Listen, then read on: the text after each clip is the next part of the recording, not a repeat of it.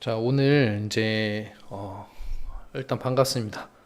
집에 가면서 보고 있는 학생들도 있을 거고 또 학부모님들도 계실 거고 뭐 이렇게 뭐 집에서 편하게 보는 사람도 있을 텐데 자, 적혀 있는 대로 짧고 강한 30분 내로 최대한 과목별 학습법과 그다음 여름방학에 대해서 어떻게 해야 되는지 이런 얘기들을 좀 할 거예요.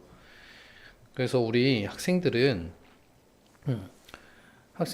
사실 이제 제가 신규 상담 때 항상 하는 얘기지만 그냥 뭐 제가 이제 학생한테 너 이제 앞으로 어떻게 할 거니? 점수를 올리고 싶어? 이렇게 하면은 올리고 싶어요. 그러는데 그럼 어떻게 할 거니? 그러면 열심히 할 거예요. 이렇게 대답을 합니다.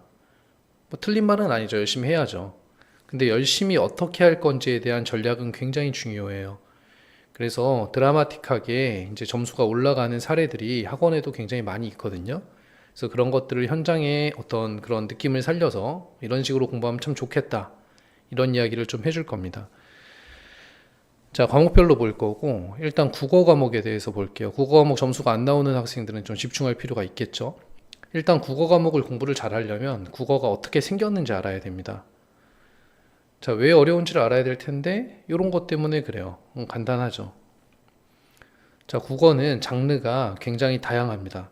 지금 보면 여기 이제 화법과 작문, 그죠? 엄매, 그리고 뭐 문학에선 또 이렇게 장르가 쫙 여러 개가 펼쳐져 있어요. 그리고 무엇보다 조금 어려운 게 이제 비문학 쪽인데, 비문학 쪽은 생각보다 엄청나게 많은 장르들을 가지고 있습니다. 그런데 이런 거예요. 우리 이제 고1들은 중학교를 막 마친 상태고, 고등학교 2학년들은 이제 선택 과목을 배우고 있는 상황인데, 국어에서 요구하는 예를 들어 여기 이제 경제 지문이다. 그러면 경제에 대한 어떤 용어나 지식들을 필요로 하거든요. 좀 잘 읽어서 해결을 하려면. 그러니까 이런 것들을 잘 모르는 상태에서 하려니까 너무 어렵죠. 그래서 첫 번째는 이런 영역이 너무 방대해서 어렵다. 이렇게 생각을 하시면 되고, 그다음 두 번째. 또 무엇을 묻는 과목인지를 알아야 그 다음에 또 해결책이 나옵니다. 국어는 어떤 과목인가요? 생각을 해보면 뭐 암기 과목인가? 뭐 잘 외우면 맞출 수 있나? 뭐 이런 여러 가지 생각들을 해볼 수가 있겠죠. 국어는 명확합니다. 국어에서 해설지를 한번 봐본 적이 있을지 모르겠는데 해설지를 보다 보면 이런 카테고리들이 좀 적혀 있어요. 자, 여기는 세부 내용을 파악한다. 그죠? 뭐 보통 이제 문제는 1, 2, 3, 4, 5 중에서 일치하지 않는 걸 골라라 이런 게 되겠죠. 자, 생략된 내용을 추론한다. 글을 읽고 어떤 근거들에 입각해서 논리적으로 어떤 내용이 펼쳐질지를 예상해야 되는 거죠. 내용의 인과관계를 파악한다. 다른 견해와 비교해 본다. 이런 여러 가지 카테고리들이 있는데 이거를 조금 종합해 보면 요 얘기까지 이렇게 압축할 수가 있어요. 국어는 이 세 가지 사고 능력을 묻는 겁니다. 합리적으로 생각해 볼 수 있느냐, 그 다음에 또 비판적으로 생각해 볼 수 있느냐, 이게 뭐 옳지 않은 것 찾거나 뭐 그런 것들이겠죠. 그 다음에 추론할 수 있느냐. 그래서 이런 것들을 요구를 하고 이런 것들을 좀 다른 말로 하면 논리력이라고 표현할 수가 있어요. 어떤 근거에 입각해서 논리적으로 생각할 수 있느냐. 그래서 이런 일들이 펼쳐지죠. 국어 시험을 보다 보면은 오지선다인데 이렇게 1, 2, 3번은 답이 아닌 것 같아요, 확실하게. 근데 이 4, 5 중에서 좀 헷갈린다? 그죠? 다들 경험이 있죠. 그래서 제가 국어 강의를 한창 할 때 학생이 이렇게 4번을 답으로 썼어요. 그래서 제가 그런 얘기를 했죠. 너 왜 4번을 답으로 썼니? 했더니 저도 다 경험이 있습니다, 예전에. 필이 왠지 4번이었대요. 그죠? 예술을 하는 게 아니잖아요, 지금. 그래서 정확한 근거를 가지고 답을 찾아낼 수 있는 능력을 기르는 게 국어에서 요구하는 겁니다. 그렇다면 이제 두 가지의 어떤 얘기를 했죠. 하나는 굉장히 좀 다양한 영역이 있다. 그리고 또 하나는 논리력을 묻고 있다. 그럼 어떻게 공부를 해야 되냐? 그럼 그 두 가지를 다 해결을 해야 되겠죠. 어려움들을. 자, 이 친구는 계속 100점을 받았습니다. 보시면은 이제 후기 쪽인데, 자, 여기에서 이제 보여주려고 하는 건 요거예요. 방학과 학기 중에 계속 복습과 예습을 하고 나에게 약한 부분이나 어려운 부분을 공부를 했다. 자, 지금 현장에서 지금 이 강의를 듣고 있는 학생들 중에 국어 공부를 매일 하는 학생이 있는지 모르겠어요. 그죠? 매일 하는 학생이 있다면 매일매일 논리력을 쌓고 있는 겁니다. 자, 이 두 가지 문제를 해결하자 그랬잖아요. 자, 그러면은 첫 번째 배경 지식에 대한 얘기를 조금 해보면, 요 얘기는 좀 이따 하고, 자, 이런 거예요. 아까 이 방대한 영역들이 있잖아요. 이 방대한 영역들이 나오는 곳이 수능 시험입니다. 수능 시험에서 이게 45문항 중에 거의 다 들어가 있죠. 그래서 우리가 수능 공부를 하게 되면 이런 방대한 영역들의 지문들을 많이 만나볼 수가 있어요. 초등학교 때는 독서를 많이 하라 그러잖아요. 독서를 많이 하라는 건 많은 어떤 그런 기본 배경 지식들을 많이 쌓는 것도 연관이 있습니다.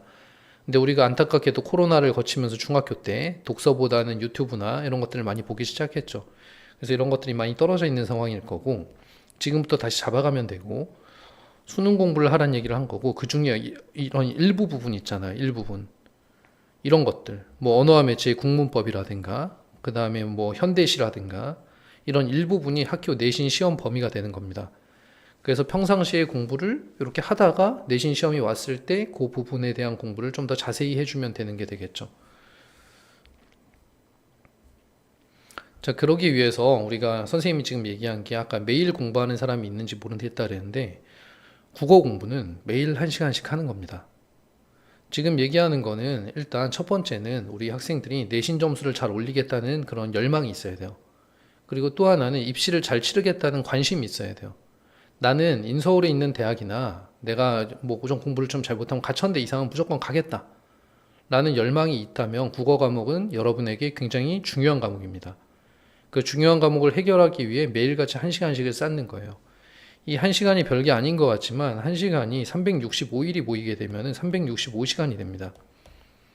그죠? 이 365시간을 어느 한순간에 따라갈 수 있는 사람은 없어요. 그래서 매일매일 이런 체력을 다진다. 그죠? 기본기. 그래서 이런 것들이 수능 공부라고 생각을 하시면 될 것 같습니다. 아까 100점 맞은 친구, 제가 어떤 사례별로 많이 가져왔는데, 이렇게 등급이 오른 친구, 또 아까 송신여고에서 뭐 계속 100점 받았다는 친구 처음에 70점 받았었어요. 그래서 저한테 컨설팅을 받았죠. 그래서 그 전까지 공부하던 게 독서 논술이었어요. 독서 논술하고 논리력을 쌓는 거는 카테고리가 좀 다릅니다. 독서 논술은 배경 지식은 많이 쌓을 수 있어요. 근데 1, 2, 3, 4, 5 중에 답을 골라내는 힘은 좀 약하죠. 그래서 이 친구는 이때부터 수능 공부를 하기 시작했습니다. 그래서 아까 봤던 것처럼 방학이나 학기 중에도 매일매일 수능 공부를 했다. 이런 얘기가 들어가 있는 거죠. 그러면 자연스럽게 논리력이 성장하게 되고 고등학교 3학년까지 1등급으로 맞췄어요. 잘했죠. 자, 이 친구는 또 동광고에서 3등급에서 1등급이 됐습니다. 제가 등급에 대한 이야기를 저번 설명회에서 했지만 이거는 3등급이면 국민대 정도 갈 수 있는 거에서 1등급이면 연고대로 바뀐 거예요. 굉장히 잘한 거죠. 자, 여기에서 뭐 하이탑의 가장 큰 장점은 이 얘기 하려는 건 아니고 이쪽이에요. 풍성한 자료. 그죠? 학습 지향이 방대하다. 자, 거꾸로 이야기하면 내신을 3등급에서 1등급으로 올릴 때 힘이 됐던 것들은 이런 것들이라는 거잖아요. 그죠? 평상시에 어떤 기본기를 쌓아놓고, 그 다음 두 번째, 내신 기간에 내신 범위에 대한 공부를 열심히 하면서 문제량을 늘리면 된다는 얘기예요. 그래서 문제를 많이 풀다 보면은 좀 대부분 다 엇나가는 거 없이 대부분이 다 해결이 됩니다. 자, 56점에서 85점으로 올랐어요. 되게 많이 올랐죠. 효성고도 시험도 어려운데 외부 지문도 많고, 그죠? 자, 이 친구는 이제 자신감을 얻고 방학 기간 동안에 뭘 하겠다 그랬잖아요. 방학 기간 동안에 제가 해드리고 싶은 얘기는 방학 기간 동안이 내신 기간이 아니잖아요. 학교에서 진도도 안 나갔죠. 공부할 게 없죠. 보통 4등급 이하에서는 그런 게 아니라는 거예요. 그죠? 여름방학 기간 동안에도 수능 공부를 열심히 하겠단 말이 적혀 있는 거죠. 자, 79점에서 95점으로 오른 학생이네요. 역시. 그죠? 방학 때 열심히 했던 게 도움이 많이 된다. 이런 얘기가 있습니다. 자, 그렇다면 지금까지 얘기한 국어의 내용을 좀 종합을 해보면 이번 방학 때 해야 될 일들이 있죠. 이따가 제가 다시 한번 정리를 해드릴 거예요. 자, 두 번째 수학에 대한 이야기입니다. 수학 어렵죠? 저는 수학이 제일 재밌었는데 수학이 어렵긴 어려워요. 수학이 어려운 이유를 갖다가 좀 한번 볼 필요가 있죠. 여러분은 왜 어렵냐고 제가 물어보면은 이런 얘기들을 주로 해요. 선생님, 제가 쉬운 문제는 풀 수 있는데요. 뭐가 응용이 되고 그러면 좀 어려워요. 자, 예전에 여기 이런 얘기들이 나와 있죠. 응용 문제에서 많이 어려움을 느끼고 있다. 그죠? 이런 얘기들 대부분 현장에 있는 학생들이 하는 얘기입니다. 3등급에서 1등급으로 올랐어요. 마찬가지 굉장히 좋은 훌륭한 사례죠. 근데 제가 중학생 때 어떤 학생을 제가 중학생 때 가르친 게 아니라 학생이 중학교일 때 제가 이제 가르쳤는데 이 친구가 항상 90점, 100점 받았어요. 잘했죠, 수학을. 이런 친구들 우리 되게 많을 거예요, 여기에도. 그런데 고등학교로 와서는 점수가 뚝 떨어졌습니다. 그리고 고1 때 학원을 그만뒀다가 다시 이제 고1 후반부에 나타났는데 점수가 뚝 떨어져서 나타났어요. 그래서 저한테 이유를 물어보더라고요. 왜 그럴까요? 근데 이 친구의 이제 공부 습관을 보니까 중학교 때 이런 식의 공부를 했던 거예요. 연습장에다 저는 주로 이제 문제를 풀게 하는데 이 친구의 연습장은 굉장히 예뻤습니다. 형형색색을 막 다 써가지고 여학생이니까 막 이렇게 뭔가 되게 예쁘게 막 되어 있어요. 자, 이걸 하려면은 시간이 많이 걸리겠죠. 그죠? 문제 풀고 뭔가 문제에 대해서 이해하고 이런 데에 집중한 것보다는 좀 약간 이런 정리와 이런 것들을 통해서 유형을 암기하는 느낌이 들어요. 중학교 때는 괜찮습니다. 이게 통해요. 왜냐면 내용이 별게 없어요. 쉽게 얘기하면. 그런데 고등학교에 오니까 이런 거죠. 엄청나게 많은 유형과 어떤 변형들, 심화 문제들 이런 것들이 많잖아요. 이걸 다 외울 수 있나요?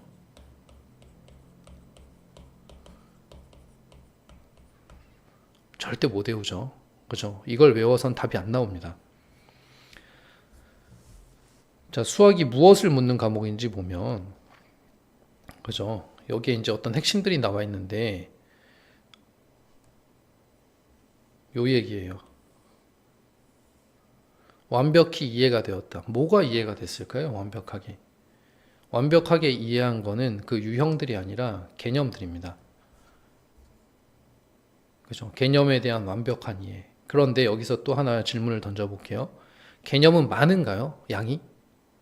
자, 저는 센을 좋아하는데 센이 책이 괜찮아요. 제가 보기에는 A단계, B단계, C단계가 있습니다. 자, 여기 있는 학생들 대부분 다 A단계 잘 풀 수 있을 거예요. 선생님 A단계는 쉬워요. 이런 얘기 하거든요.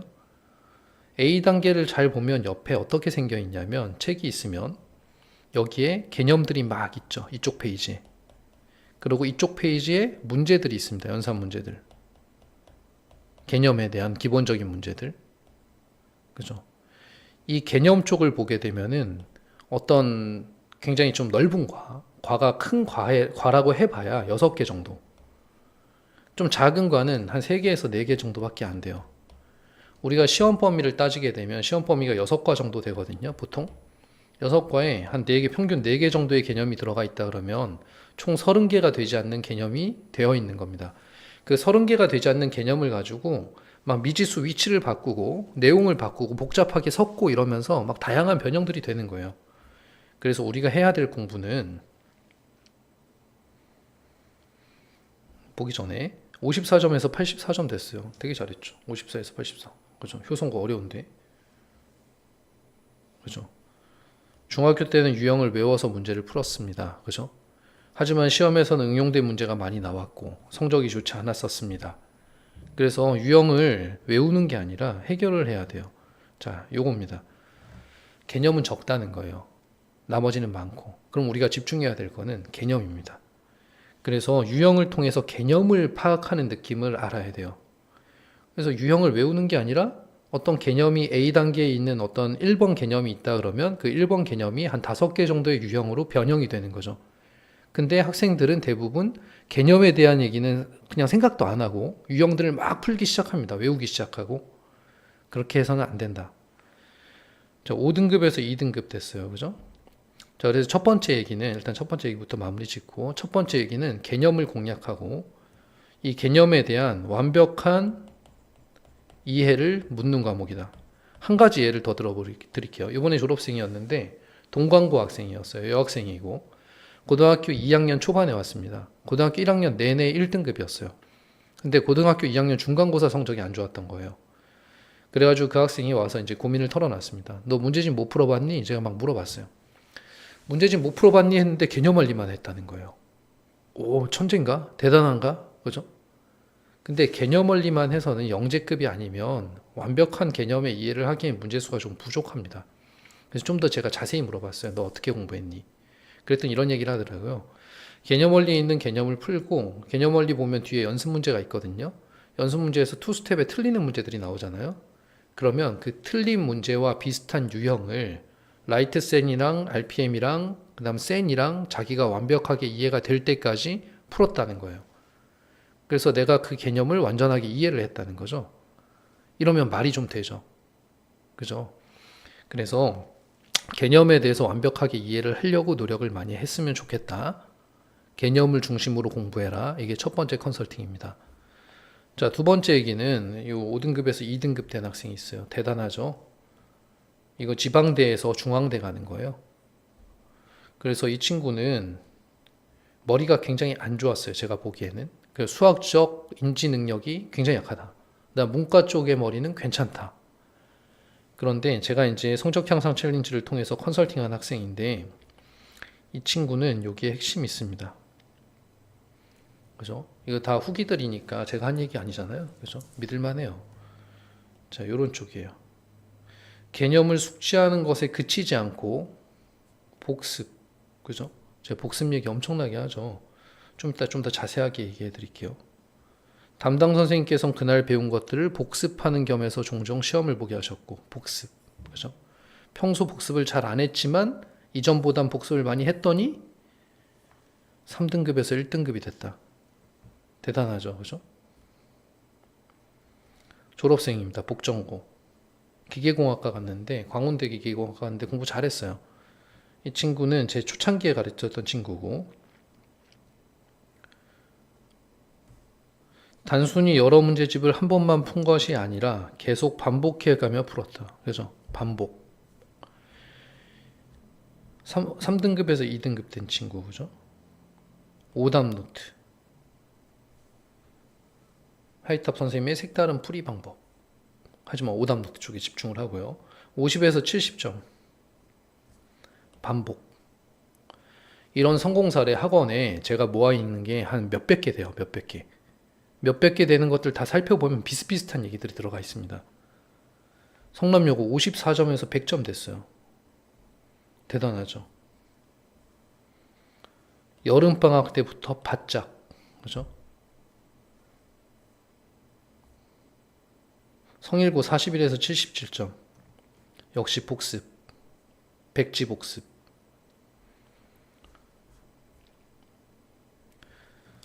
자, 그래서 이렇게 카테고리를 나눌게 제가 확실하게 전략을 드리도록 할게요. 이게 필요하다는 얘기는 제가 했어요, 지금. 그리고 사례들을 통해서 증명을 해드린 거예요. 이렇게 공부하시면 됩니다. 자, 중학교 때는 수학 숙제를 했던 거예요. 수학 숙제를. 그죠? 이걸 공부라고 표현을 할게요. 수학 공부. 자, 이거를 세분화 시키면 됩니다. 고등학교 때는. 수학 공부 안에는 수학 숙제가 있는 거고요. 진도 나간 부분에 대한 숙제. 다시. 숙제가 있는 거고, 숙제. 좀 이상하네요. 어쨌든 숙제가 있는 거고, 공부 안에. 그리고 복습하는 게 있어야 됩니다. 까먹으면 소용이 없어요. 아까 5등급에서 2등급 된 친구는 네모칸 5개 그렸습니다. 오답된 거에다가 네모칸 5개 그리고 여기를 다 5번을 체크를 했죠. 선생님은 고등학교 때 삼각형으로 했거든요. 틀리면. 삼각형으로 하고 여기에 동그라미가 연속으로 5번 있어야 그 문제를 그만 풀었습니다. 물음표도 있었어요. 질문한 문제들. 결국 삼각형으로 바뀌었겠죠? 얘는 7번 돼야 돼요. 중간에 삼각형 또 나오면 다시 7번 했습니다. 이런 시간이 별도로 배정되어 있어야 할 수 있다는 거예요. 거기에다가 세 번째까지 있으면 제가 말씀드렸는데 5등급도 2등급까지 올라갈 수 있어요. 방학을 거치고 나면. 첫 번째 숙제, 두 번째 복습까지 만들었어요. 세 번째는 자기 주도 공부입니다. 이게 뭐냐면 학생마다 필요한 게 달라요. 어떤 학생은 이제 4등급인데 내가 3등급을 받고 싶다. 근데 내가 수학을 잘 못한다. 그럼 유형 위주의 반복을 해야 될 거 아니에요. 근데 어떤 학생은 2등급이 되고 싶다. 그럼 유형 심화 문제를 풀어야 되거든요. 센에 있는 상문제나 C단계의 문제들이 그런 것들이 될 겁니다. 근데 이거를 학원에서 진도가 나가지 않잖아요. 그죠? 자기가 따로 별도로 해야 되는 거죠. 별도로. 그래서 학원 커리큘럼만 쭉 따라가면 되냐? 그렇지 않습니다. 고등학교 공부는 그런 게 아니에요. 자, 여기에서 수학 공부라는 카테고리 안에 이런 것들을 세분화시키고 시간을 배정하십시오. 숙제하는데 내가 2시간을 썼다. 그럼 복습은 언제 할 건지 정하고 매일매일 할 건지 이틀에 한 번 할 건지 자기 사정에 맞춰서 정하세요. 저는 매일매일 자투리 시간에 하는 걸 추천합니다. 하지만 뭐 1시간 정도 평균 잡아서 좋아, 난 2등급 받고 싶으니까 얘도 해결할 거야. 이거 6과 합쳐봐야 센의 상문제랑 C단계 6과 다 합쳐봐야 200문제도 안 돼요. 하루에 5문제씩 해결하면 40일이 걸리는 거고 복습까지 하면서 복습은 여기 있으니까 여기서 하면 되고 그죠? 하루에 10문제씩 하면 20일이면 합니다. 그래서 여기도 마찬가지 이런 식으로 배정을 해서 시간을 쓰기 시작하면은 당연히 성적이 오르게 될 겁니다. 자, 여름방학 때는 이렇게 했으면 좋겠다는 거예요. 오전에 한두 시간은 오전 시간에 한두 시간은 이 복습하는 시간을 썼으면 좋겠어요. 오전 시간에는. 그리고 저녁 시간이 공부하기가 좋으니까 저녁 시간에 한 2-3시간 정도는 숙제하는 시간을 썼으면 좋겠어요. 그래서 하루에 공부를 2개 정도로는 최소한 나눠서 진행한다. 이렇게 하시면은 좋은 결과가 있을 겁니다. 자, 마지막으로 탐구입니다. 자, 8분 남았네요. 자, 탐구는 사탐이든 과탐이든 이 무엇을 묻는 과목인지 정확히 아셔야 되는데 대부분은 암기 과목이라고 생각을 해요. 그죠? 근데 암기 과목이 아닙니다. 자, 과학인데요. 그죠? 자, 여기에요. 중요한 거는 개념을 이해한다. 그죠?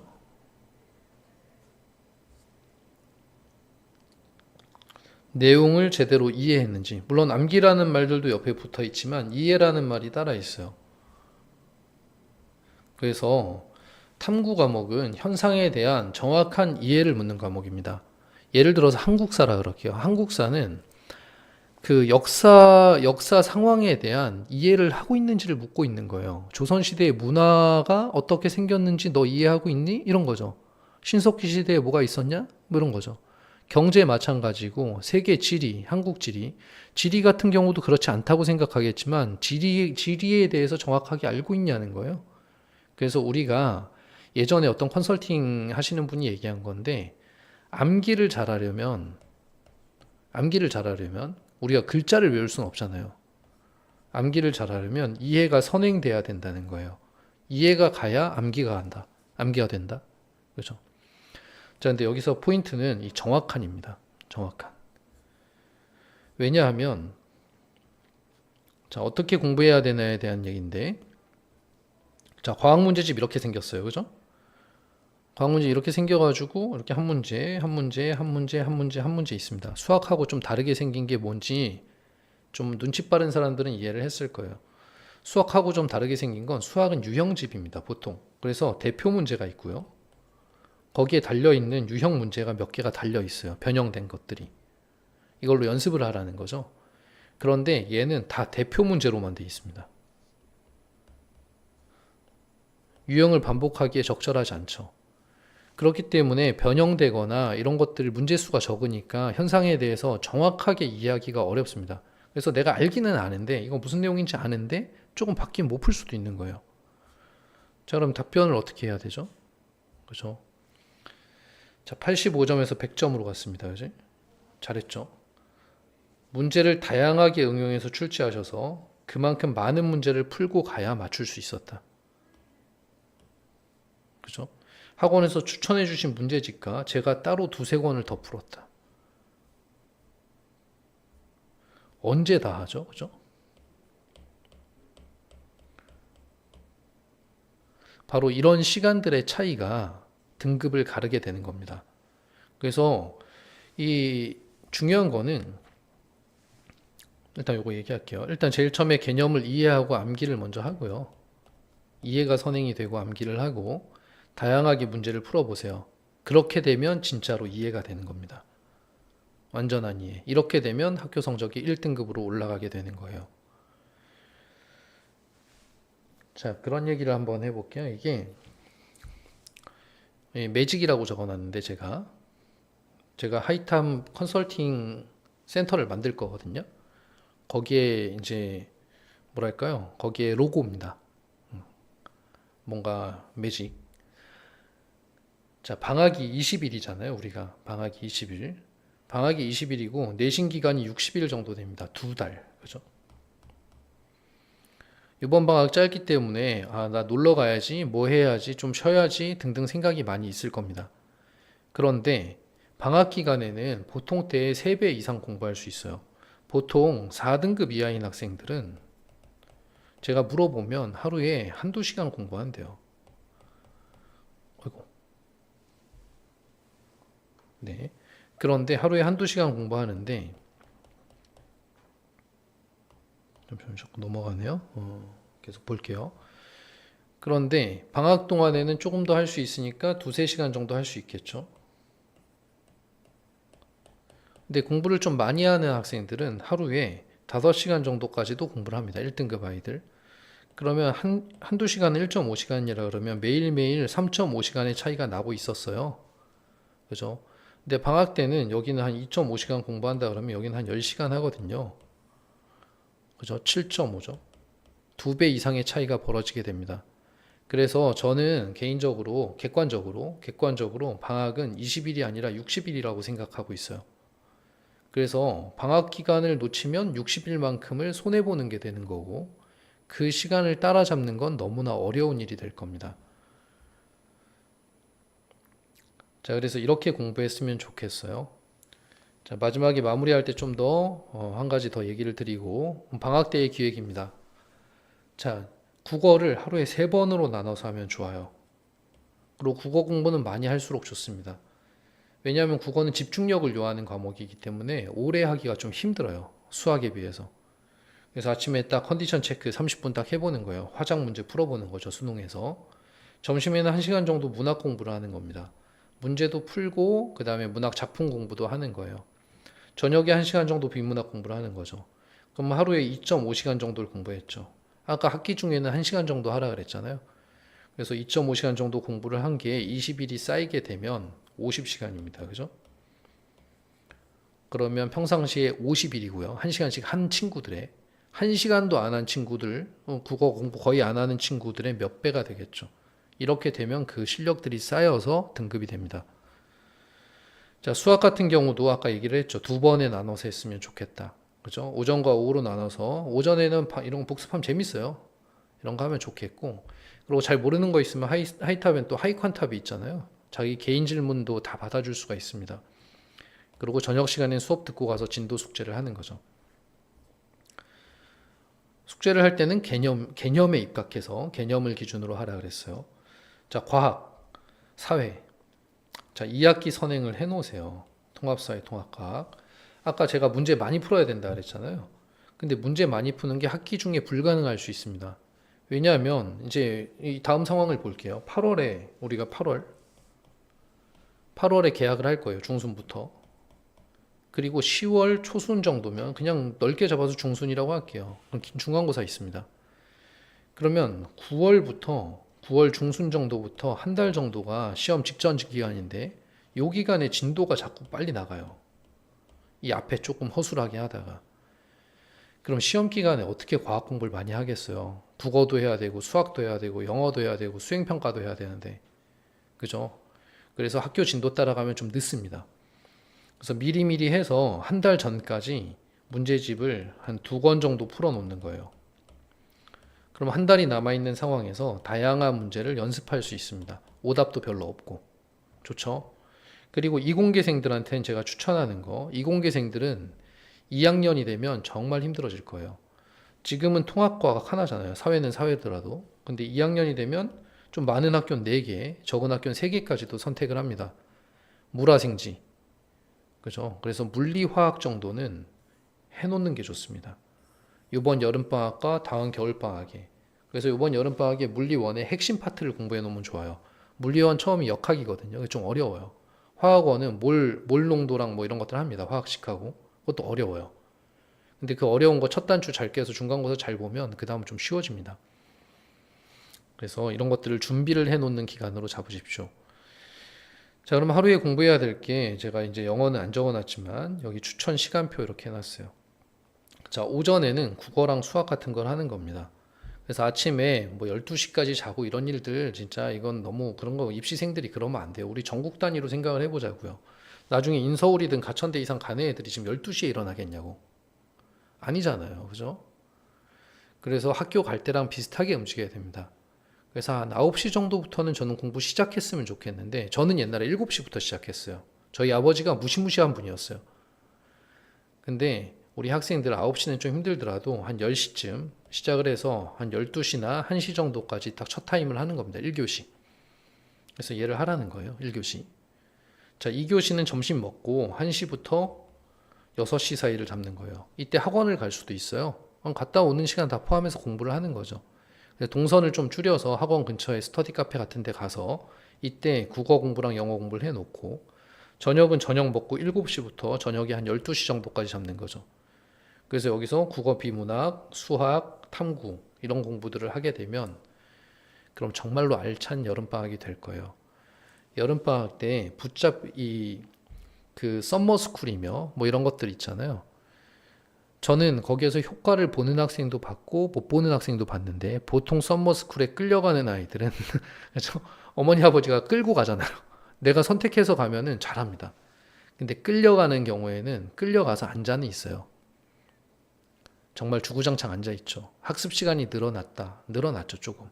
그렇지만 집중적으로 공부하지 않습니다. 그냥 똑같아요. 갔다 오면. 그래서 저는 깨달았어요. 아, 고등학생은 그냥 강제로는 안 되는구나. 자기가 관심을 가져야 뭐가 되는구나. 그래서 이번 여름방학 알차게 한번 보내보십시오. 정 힘들면 토요일 날 한 반나절 정도는 쉬어도 될 것 같아요. 목욕탕이나 한번 갔다 오고 이러면 참 좋겠죠. 자, 마지막으로 시간이 3분 정도 지났는데 마무리하겠습니다. 자, 여러분 다 할 수 있습니다. 이번 겨울방학 때 우리 설명의 제목이 뭐였냐면 당신도 대입에 성공할 수 있다였어요. 어느 대학이든 다 갈 수 있습니다. 그런데 요거를 꼭 알아야 돼요. 이 진리. 자, 뭐냐면 이 살아가면서의 진리 중에 하나인데 열심히 무언가를 한 사람, 예를 들어 장사를 한다고 칠게요. 혹은 운동선수라고 칠게요. 10시간을 운동을 한 운동선수랑 1시간을 운동을 한 운동선수가 있는데 이 친구가 더 잘한다면 너무 불공평하잖아요. 그죠? 이게 10시간, 1시간이면 재주가 좋은 친구는 이 친구가 더 잘할 수도 있어요. 근데 이게 365일이 되잖아요? 그럼 3650시간을 한 사람이 되는 거고 365시간을 한 사람이 되는 겁니다. 이 차이는 아무리 재주가 좋아도 따라잡을 수 없습니다. 공부에도 마찬가지예요. 그래서 고등학교 공부는 시간으로 하는 거예요. 하루가 24시간이라는 걸 꼭 명심하고 24시간 중에 내가 4시간을 공부한다. 너무 과도하게 요구하는 거 아니잖아요. 그쵸? 놀고 싶으면 잠 줄이고 밥 먹는 시간 줄여가면서 놀아요. 공부는 공부대로 하고. 그래서 우리가 인서울에 있는 괜찮은 대학교 들어가서 좀 이렇게 아메리카노 하나씩 사들고 이렇게 책가방 하나씩 이렇게 책 하나씩 이렇게 들고 그죠? 그다음 대학로 가서 놀고 홍대 가가지고 클럽도 가보고 이런 얼마 좋아요. 그래서 그랬으면 좋겠습니다. 자, 명심하시고 여기까지 하도록 하겠습니다. 제가 준비한 슬라이드 마지막으로 끝내도록 하겠습니다. 고생하셨습니다. 질문 있으시면 언제든 컨설팅실로 오세요.